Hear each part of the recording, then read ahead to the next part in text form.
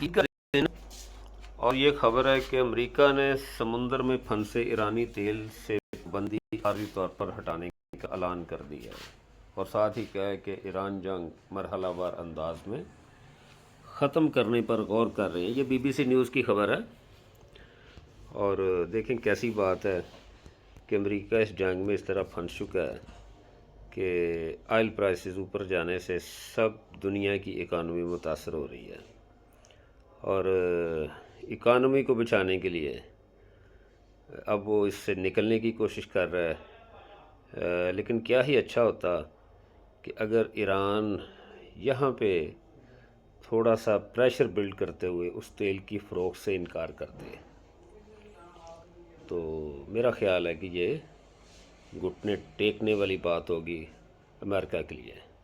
امریکہ کا ایک جو خوف تھا نا دنیا کے اوپر، ایک بڑی سپر طاقت کا، بہت بڑی طاقت کا، وہ اب ہمارے دل سے بھی نکل گیا ہے۔ ہم بھی سمجھا کرتے تھے کہ امریکنز نے اگر حملہ کر دیا تو کیا ہوگا، تو یہ تو ایران کے ساتھ ان کا ہے، اور پاکستان الحمدللہ ایران سے بھی زیادہ طاقتور ملک ہے، تو پریشان ہونے کی ضرورت نہیں ہے۔ ہماری مسلح افواج چاقو چبند ہیں، ان سے زیادہ ٹرینڈ ہیں، ان سے زیادہ جدید اسلحے سے لیس ہیں، تو اللہ کا شکر ادا کرتے ہیں کہ ہم ایک محفوظ جنت میں بیٹھے ہوئے ہیں۔